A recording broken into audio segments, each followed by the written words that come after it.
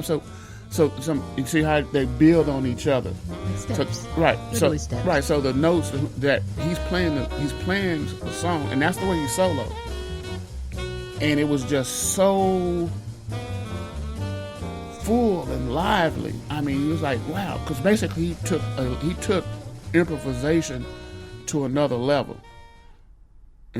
By making the notes in and of themselves relate as a whole. So yeah, I'm a big Coltrane fan. That's pretty deep. Because, you're such a cerebral kind of guy. Yeah.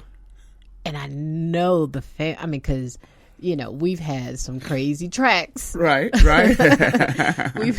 we've had some crazy tracks. Hey, and that is a shameless plug. Right. Family, go to for www.foreverfriends.cc. That's and right. and I mean, the interviews are spectacular, but some of the music, wow. Yeah. So yeah, I thought, everybody sees you and you're always just, so straight laced, kind of tight ass kind of guy. And I thought it was important for the family to just really get to hear you, the person, speak. So this brings me to another question. Okay. Where do you feel the need for change? And this can be more so, where do you feel the need to change for you? But the second half of that is, where do you feel the need for change for society? Well, I'm going to tackle the easy question first. So you're going to go with society? Right. Absolutely. Absolutely. We are in a world where consciousness has been, I won't say removed, but it's definitely been devolved. Yeah, I was thinking attacked. Attacked, yeah. Mm-hmm. I mean, so we are less conscious as a society as we've probably ever been in our existence. There's severe ramifications for that, because a person who doesn't think is a person that is controlled. Somebody does your thinking for you. As a matter of fact, that's kind of the thing people want to do. I mean, some people want to get to the point where I don't want to think about that. Well, I don't. What? That's what we're here for. We think, then we do. That's what humans do. Ants bite. People think and do. So raising a collective consciousness is the biggest change that needs to happen in society.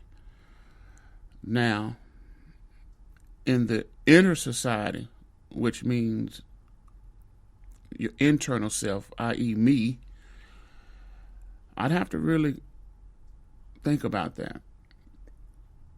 Because to me, changing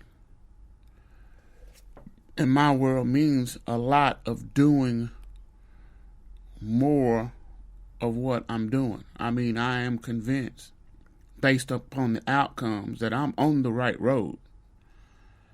So I'm not really off the path.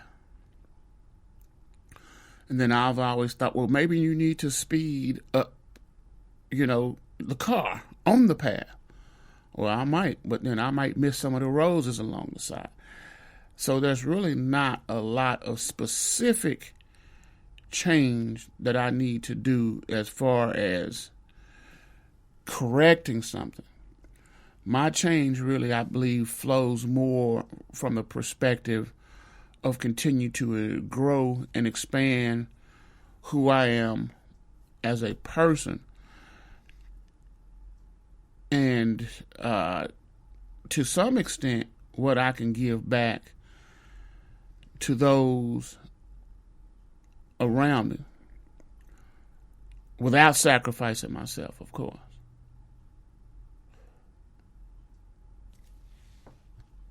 Fair enough. Now let me ask you the follow-up question to that. Why do you feel there's a need for change? Why do I feel there's a need for change? I know that's kind of loaded. Well, it really isn't loaded because, once again, if you're living in truth, you will understand that ultimately, whether you think there's a need for change or not, change is. Change is nothing more than time. They're the same thing. So, explain that, because some people might not get that. Well, how does something change? It has to move from something to something else, which means it has to happen over a period of time. Nothing stays the same because time doesn't stop. Time is perpetual. And this is the one thing that I would say you really need to get as a human being.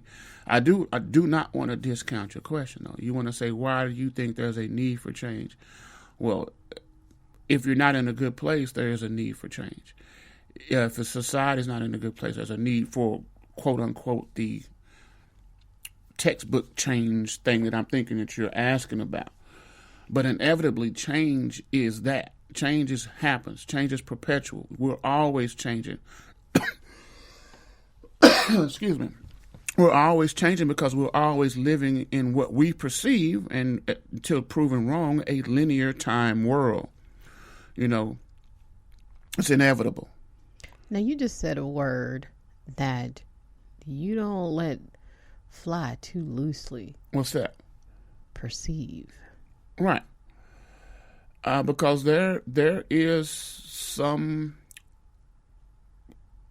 concepts out there that time is not linear.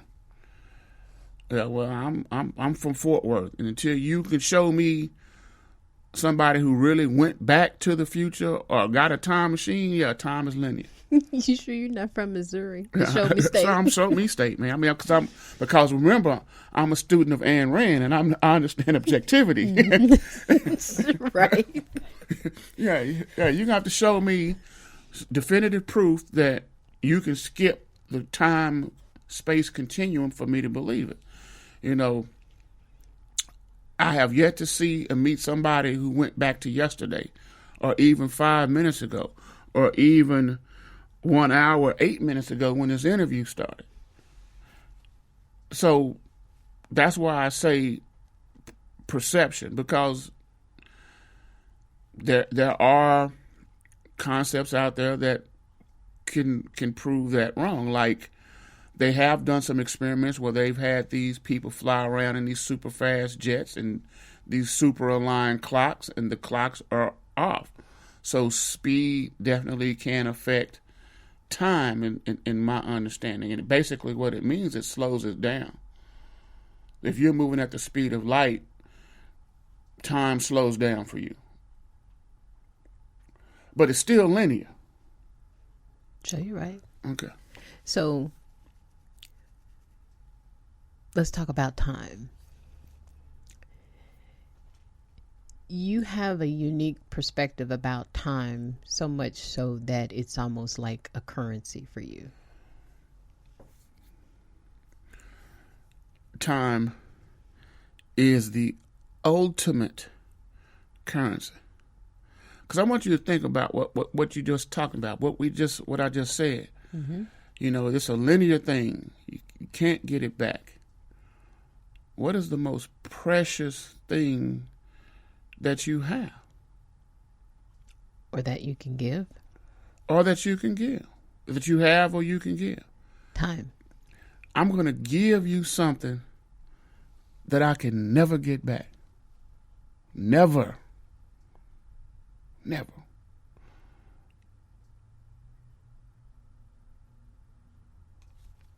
Shit, I don't think, what else can you say about that?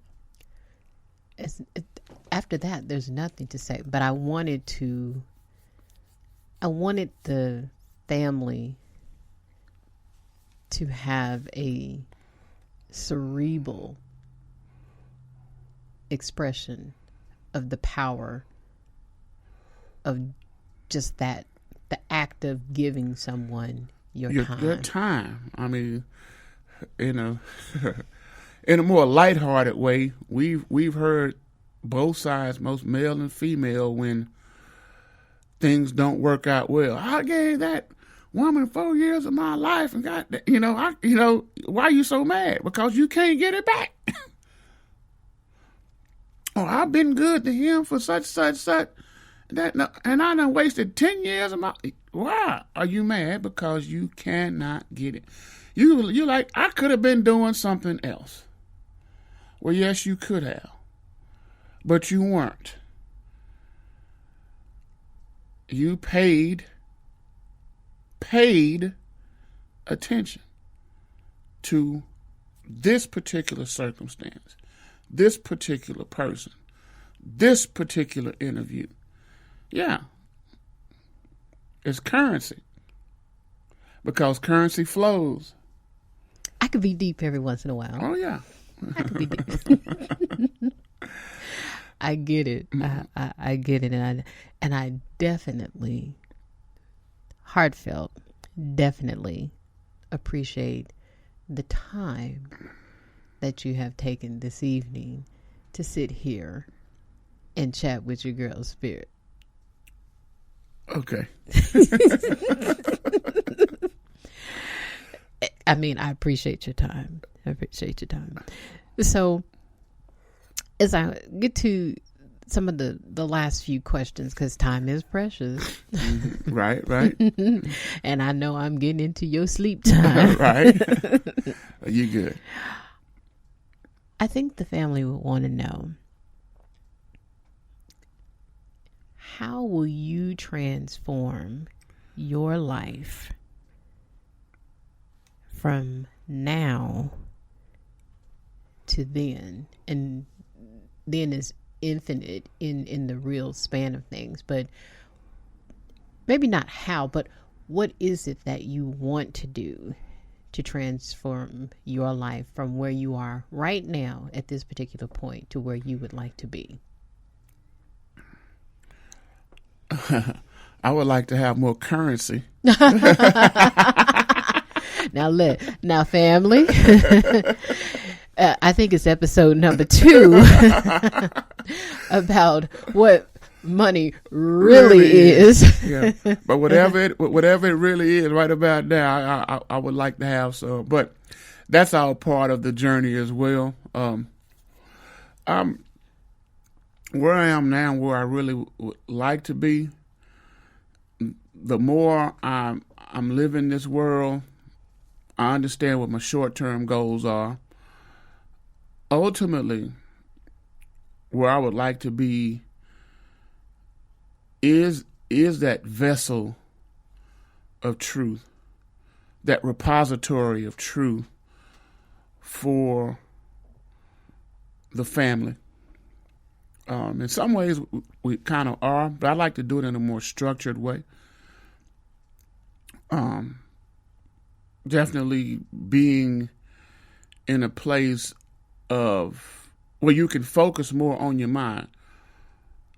See, I'm kind of in my mind, I'm thinking, okay, that question is, okay, where is it that you really want to be when you don't really have to do the day-to-day things of survival? Yeah, and that's where I would be. I would be sitting somewhere around a bunch of ambitious people, primarily younger people, teaching them Ayn Rand, Robert Persing, Napoleon Hill, Robert Kiyosaki, just all the different things, instruments, play an instrument. Oh, you sound like you want to go back to the real 7 liberal arts. Yeah, absolutely. So that's kind of where I would like to be. Would you do that in a formal setting, or you just gonna be that cool old dude that live over there on the hill that people can fall through and just sit and chat? Probably both, but more